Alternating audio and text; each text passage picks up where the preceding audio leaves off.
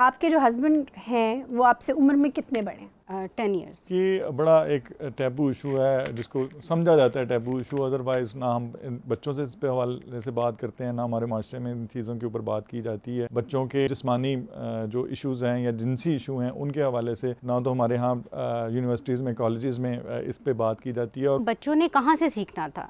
वो या तो माँ से या बाप से। अगर बाप से सीखा तो उसने वही बिहेवियर सीखा, और अगर उसने माँ से सीखा तो डर सीखा। सेक्स एजुकेशन की बात कर रहे हैं शायद। मोस्टली जब इस किस्म का कोई सब्जेक्ट आता है तो उसको स्किप भी कर दिया जाता है। आज भी समझते हैं कि चाइल्ड मैरिज कोई इशू नहीं है, ये प्रॉब्लम नहीं है। अभी उन्होंने चैलेंज किया है इसको जाकर फेडरल शरीयत कोर्ट के अंदर के चाइल्ड मैरिज के लॉ जो हैं वो गैर इस्लामी है, गैर मजहबी है।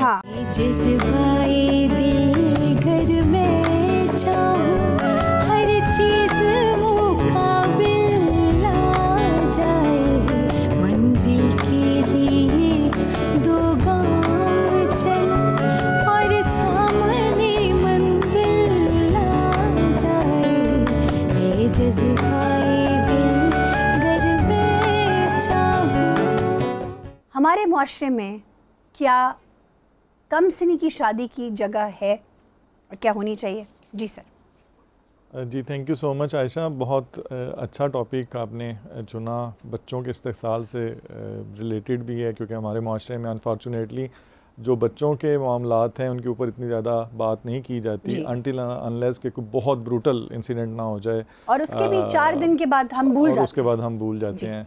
चाइल्ड मैरिजेस एक ऐसा इशू है जो कि आज से नहीं, बहुत एक अरसे से डिबेट में है, लोग इस पे बात भी करते हैं। जिसके साथ इस्तेसाल हो रहा होता है उस वक्त दो आंसू भी बहाते हैं, लेकिन उसके बाद वो बात आई गई तुम अपने घर में अपने घर। बिल्कुल, और मुआशरा कुछ नहीं करता। बिल्कुल बिल्कुल। चाइल्ड मैरिज किसको कहते हैं या बच्चों की शादी किसको कहते हैं? जिसमें ईदर पार्टी जो है वो बच्चा होती है या दोनों बच्चे सेम होते हैं, एज के होते हैं। सेम एज के होते हैं। और बच्चा कौन है? इंटरनेशनल जो डेफिनेशन है 18 साल से कम उम्र शख्स को हम बच्चा कहते हैं। यूनाइटेड नेशन का जो चाइल्ड राइट कन्वेंशन है उसके मुताबिक। अब इधर आ जाएंगे, पाकिस्तान में जो लॉ है वो क्या कहता है? बिल्कुल, मैं उसी पे बात करता हूँ कि पाकिस्तान का law child marriage state act 1929 में मुतारफ़ करवाया गया था, जो कि हमारे कायदे आज़म मोहम्मद अली जिन्ना ने ड्राफ्ट किया था वो लॉ। और जब वो लॉ ये बना रहे थे और जब वो इंट्रोड्यूस करवा रहे थे तो उनको शदीद मुज़ाहमत का सामना करना पड़ा था कि आप इंटरफेयर कर रहे हैं लोगों के पर्सनल मैटर के अंदर, हम अपने रिलीजियस मैटर के अंदर। बिल्कुल। और उस वक्त की जो क्लर्जी थी वो सारी की सारी उनकी मुखालिफ हो गई थी। तो कायदे आज़म ने बड़े वाशिगाफ अल्फाज में उस वक्त कहा था कि I can not believe there can be a divine sanction to such evil practices. यानी उस ज़माने में कायदे आज़म ने कहा था कि ये ईवल प्रैक्टिसेस हैं, यानी किसी बच्चे को आप उसके फंडामेंटल राइट्स से डिप्राइव करें, उसके तमाम बिल्कुल उसके बचपने से छीने, उसके सिबलिंग से उसको डिप्राइव करें, उसके तालीम के हक से उसको महरूम करें और उसके ऊपर वो जिम्मेदारी आयद कर दें जिसके लिए अभी वो तैयार ही नहीं है। वो चाहे जिस्मानी ताल्लुकात हों या चाहे वो मुआशरती या मुआशी मामलात हो जिसके लिए वो बच्चा अभी डेवलप ही नहीं हुआ। ना सोशल प्रैक्टिस के लिए ना फिजिकल प्रैक्टिस के लिए बच्चा बलूगत से पहले और एक शऊर की एक उम्र से पहले तैयार नहीं होता। तो जो उम्र रखी गई है, जो आपका सवाल था, पंजाब के अंदर आज भी वो 1929 का जो लॉ है जो कायदे आज़म ने ड्राफ्ट किया था, मैं उससे इतना प्यार है कि हमने उसको चेंज नहीं किया। वो उम्र जो चलती आ रही है, यानी लड़की के लिए 16 साल और लड़के के लिए 18 साल, जो कि फंडामेंटल राइट्स के भी से मुतसादम है कि इक्वलिटी के पैरामीटर्स पे पूरा नहीं उतरता कि लड़कियों के लिए उम्र है और लड़कों के लिए और उम्र है। उस वक्त भी जब कायदे आज़म ने ये ड्राफ्ट किया होगा तो 16 साल बहुत बड़ी उम्र होगी। बिल्कुल, उस वक्त भी लोग 9 साल की उम्र में 10 साल की उम्र में बच्चियों की शादियां कर दिया करते थे। बिल्कुल ऐसे ही है। तो खैर, लेकिन 2013 के अंदर सिंध ने अपना लॉ जो था वो चेंज किया। सिंध ने चाइल्ड मैरिज स्टेट एक्ट 2013 जो है वो मुतारफ़ करवाया, जिसके मुताबिक 18 साल से कम उम्र कोई भी शख्स, चाहे वो लड़का है चाहे लड़की है, उसकी शादी नहीं होगी। 3 साल तक के लिए उसके लिए पनिशमेंट रख दी। और एक बड़ा अच्छा लॉ जो है वो इंट्रोड्यूस करवाया, क्योंकि चाइल्ड मैरिजेस के केसेस बहुत से रिपोर्ट होते थे और सिंध में स्पेशली होते थे, और इसी वजह से अभी भी होते हैं। अभी जिस बच्ची का आप जिक्र कर रहे थे, मैं अभी उसका नाम नहीं लेना चाहूँगा, जब उसको सिंध से लाकर पंजाब में, चूँकि कम उम्री की शादी की रजिस्टर्ड करने की आसानी मौजूद है, तो वो सिंध से मोस्टली बच्चियों को लाया जाता है और यहाँ पर आकर निकाह और निकाह की रजिस्ट्रेशन का प्रोसेस जो है वो किया जाता है। वो जो लॉ के अंदर लेकुनाज हैं उनसे फ़ायदा उठाया जाता है, क्योंकि हमारे पंजाब के अंदर, सिंध के अंदर और KP के अंदर आज भी 1929 का पुराना लॉ मौजूद है। स्पेशली पंजाब के अंदर जो है वो अमेंडमेंट की गई थी 2015 के अंदर, लेकिन बच्ची, जहाँ तक मुझे वो केस याद है, वो 14 साल की थी। बिल्कुल, उसकी और बाप ने बोन डेंसिटी का टेस्ट करवा के प्रूव किया था कि शी इज अंडर 16। बिल्कुल, तो ये उस लकूना के भी बहुत नीचे की बात बिल्कुल है। उसका ऑसिफिकेशन टेस्ट हुआ, उसके मुख्तलिफ मेडिकल प्रोसेसेस से गुजरना पड़ा। कितने टेस्ट, कितने केसेस होते हैं जो इतनी हाई प्रोफाइल पर आते हैं? एक तो ये सवाल है, आप एज अ फीमेल समझती हैं आपकी जल्दी शादी हो गई और अब जब आप मैच्योर हो गई हैं, अपनी ज़िंदगी को अपने तरीके से, अपने बागडोर आपके हाथ में, क्या फ़र्क था थोड़ी देर से शादी करने में और जल्दी शादी करने में? थोड़ा सा हार्श इंसिडेंट्स को मैं at the start of the program में लेके आना नहीं चाह रही थी, लेकिन आप प्लीज़, लेकिन चूंकि आपने स्टार्ट इस तरीके से किया, मैं ज़रा ब्रॉड स्पेक्ट्रम से स्टार्ट करना चाह रही थी। बट एनीवेज आपके क्वेश्चन में मैं यही कहूँगी कि जैसे अगर हम पंजाब की बात करें तो हम पंजाब में अर्ली मैरिजेस को वो कंसिडर नहीं करते हैं जैसे गाँव में या दूर दराज के इलाकों में। बट स्टिल अगर हम कहें कि कम उम्री की शादी है तो वो यही है कि जस्ट आपकी पढ़ते पढ़ते शादी होगी। वो टाइम ऐसा होता है कि आप इतने इमेच्योर होते हो कि जस्ट आफ्टर, मैं अपने आप को अगर कोरिलेट करूं तो मेरी शादी के फ़ौरन बाद मुझसे ये क्वेश्चंस किए जाते थे कि इसकी मदर का रोज़ फ़ोन क्यों आता है। मतलब द पॉइंट इज़ कि रोज़ फ़ोन आना, और मुझे उस वक्त लगता था कि शायद ये चीज़ गलत है और मैं उस चीज़ से बैक स्टेप हो जाती थी क्योंकि आप कच्चा दिमाग था। बट अब अगर मेरे से बात की जाए, मुझे आज भी याद है, अगर अगेन मैं दोबारा कोरिलेट करूँ, मेरी मदर थी टर्मिनल स्टेज ऑफ कैंसर पे थी और मुझे बार बार हॉस्पिटल विज़िट करने पड़ते थे। तो वही जो मेरी मदर इन लॉ थी, उनकी ये क्वेश्चंस होता था, ये डिमांड होती थी मेरे हस्बैंड से कि ये अपने फादर की गाड़ी पे जाए। द पॉइंट इज़ गाड़ी लेने आए, गाड़ी लेके जाए। 20 ईयर्स मैंने अपने इस घर को दिए हैं और मैंने हर तरीके से अपने बच्चों को, अपनी फैमिली को बहुत सपोर्ट किया है। ऊपर वाले लेवल पे मैं लेके चली हूँ, जिसके मेरे आसपास के प्रीमिसेस के जो लोग हैं उनको भी पता है, जो मुझे पर्सनली जानते हैं उनको भी पता है कि मैं कितनी डिवोटेड हूँ। और कोई कंप्लेन का मौका ना देने के बाद, जस्ट आफ्टर 20 ईयर्स बाद अगर मेरे से ये डिमांड किया जाए तो उस वक्त मैं खड़ी हो गई। मैंने कहा कि यहाँ पे मेरी मदर का मामला है और ऐसे है तो ऐसे ही है।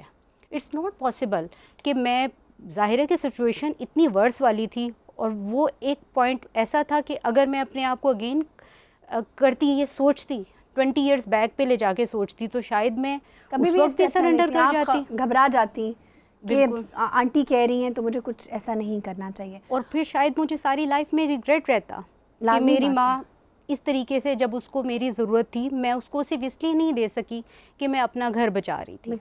बट इट टेक्स टाइम, क्योंकि आपकी फैमिली बैकग्राउंड ऐसा होता है। मेरी ऐसी फैमिली में परवरिश की गई थी जहाँ पे ये बताया गया था कि जो इन लॉज हैं वो सब कुछ हैं। जैसे एक वर्ड बोलते हैं ना कि यहाँ से जनाजा ही आएगा, तो वट एवर द सिचुएशन, जनाजा ही आएगा। बट इसके साथ साथ मैं एक और चीज़ एडअप करना चाहती हूँ कि अब जबकि मैं पहले से बहुत ज़्यादा मेच्योर हूँ, लाइफ में आप बहुत कुछ सीख रहे होते हो, अच्छी चीज़ भी बुरी चीज़ भी। तो मैंने अपनी कुरान टीचर से ये चीज़ सीखी, मतलब ज़ाहिर है हमारी मदर्स भी सिखाती हैं। हम कभी भी ऐसे नहीं कर सकते कि हम अपने, जब आपकी सीड में ये चीज़ शामिल कर दी है कि आपने एल्डर्स को रिस्पेक्ट करनी है, तो आप कभी भी ये नहीं कर सकते कि आप रिस्पेक्ट ना करो, डिसरिस्पेक्ट कर। बट हमारी टीचर हमें ये बोलती थी कि देखें, हर बंदे ने ना, जब रिलेशंस होंगे तो अल्लाह ताला ने आपसे आपके बारे में सवाल करना है। अगले ने जो किया आपके साथ वो सवाल नहीं है, सवाल ये है कि आपने क्या किया। तो वो सारी चीज़ें बैलेंस आउट करके भी हम अपनी बाउंड्रीज़ को सिक्योर कर सकते हैं अगर हम मैच्योर हों।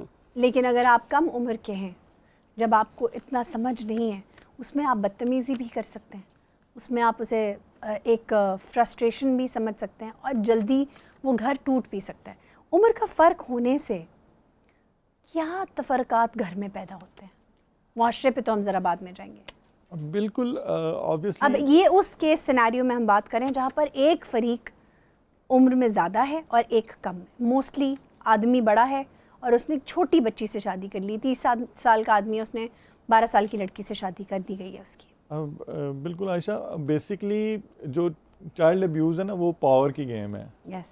जब आप किसी को थोड़ा सा ऊपर बैलेंस नहीं होता पावर का तो वहाँ पे अब्यूज़ के चांसेस बढ़ जाते हैं, इस्तेहसाल के चांसेस जो हैं वो बढ़ जाते हैं। और इसीलिए चाइल्ड मैरिजेस को कहा गया कि ये एक जो प्रैक्टिस है वो इस्तेहसाल की प्रैक्टिस है ना, ये जिसके अंदर आप बहुत छोटे बच्चे को जब शादी के रिलेशन में डाल देते हैं और वो दूसरा शख्स जो है उसका पार्टनर वो उम्र में इतना बड़ा है कि वो डोमिनेट करने की पोजीशन में है, तो वो आपको हमेशा स्नब करेगा, हमेशा अपनी पावर को गलत इस्तेमाल करने के चांसेस बहुत ज़्यादा बढ़ जाते हैं।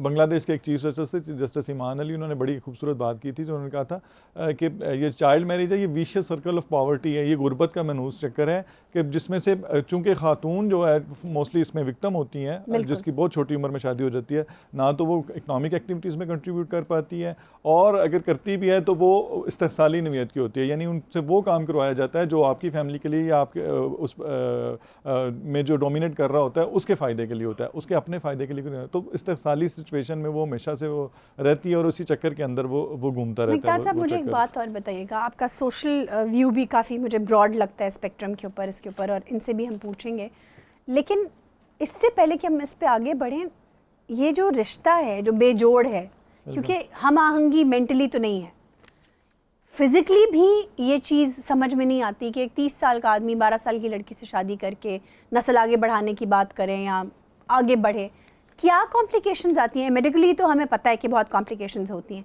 क्या कॉम्प्लिकेशंस होती हैं फिज़िकल उसके अंदर पैरामीटर्स के अंदर? क्योंकि जो बच्ची है वो तो बहुत ही छोटी है उस चीज़ को अंडरस्टैंड करने के लिए भी, फिज़िकल डिमांड्स को, नीड्स को, अगले की भी, अपनी भी, तो हम मतलब इसके ऊपर बात कैसे करें? अभी भी मुझे यकीन है कि बहुत सारे लोग डिस्टर्ब हो जाएंगे इस कॉन्वर्सेशन से, तो इसके ऊपर एक तो बात कैसे की जाए और इस पे हमारा लॉ क्या कहता है? बिल्कुल, ये बड़ा एक टैबू इशू है जिसको समझा जाता है टैबू इशू, अदरवाइज़ ना हम बच्चों से इस पे हवाले से बात करते हैं, ना हमारे माशरे में इन चीज़ों के ऊपर बात की जाती है, डायलॉग बिल्कुल भी नहीं है। लेकिन जब बात आ जाती है रिप्रोडक्टिव हेल्थ की, बच्चों के जिस्मानी जो इश्यूज़ हैं या जिनसी इशू हैं उनके हवाले से, ना तो हमारे यहाँ यूनिवर्सिटीज़ में, कॉलेजेस में इस पे बात की जाती है, और मोस्टली जब इस किस्म का कोई सब्जेक्ट आता है तो उसको स्किप भी कर दिया जाता है। आप सेक्स एजुकेशन की बात कर रहे हैं शायद? बिल्कुल।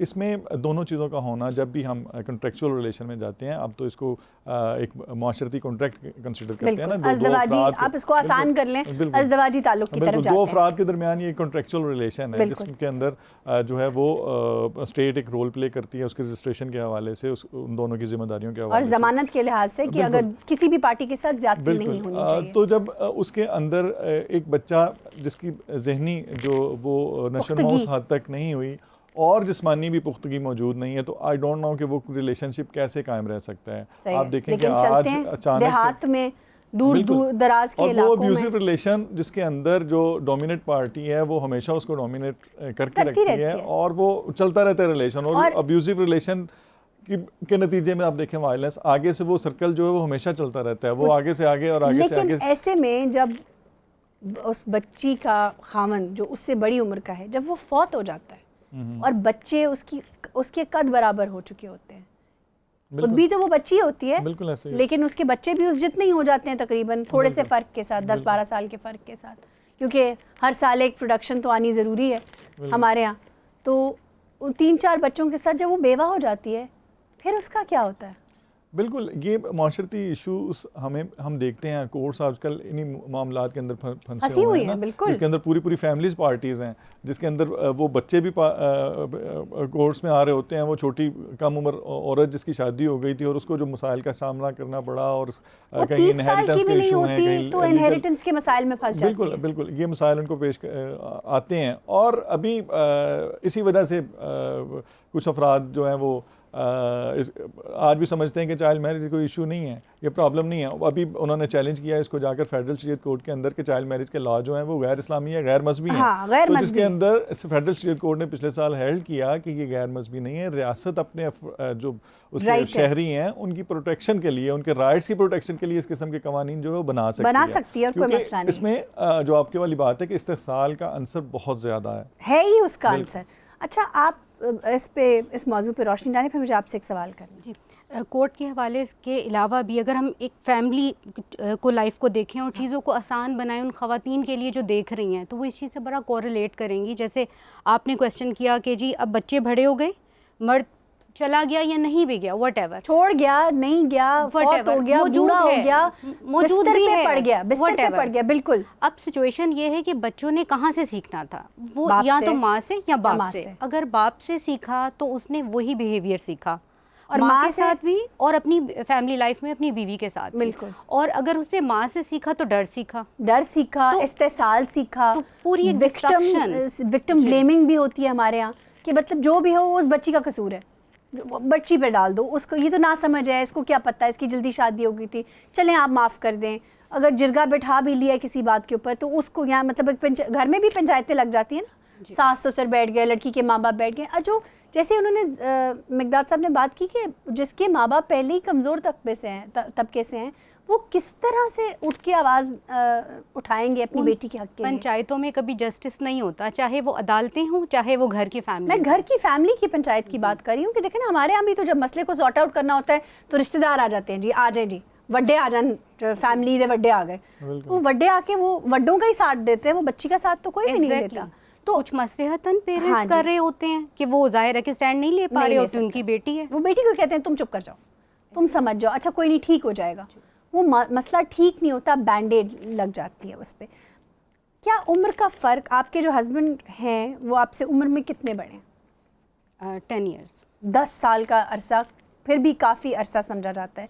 जज्बाए दिल घर में चाहूं, हर चीज़ मुकाबिल आ जाए, मंजिल के लिए 2 गाँव चल और सामने मंजिल आ जाए, ये जज्बा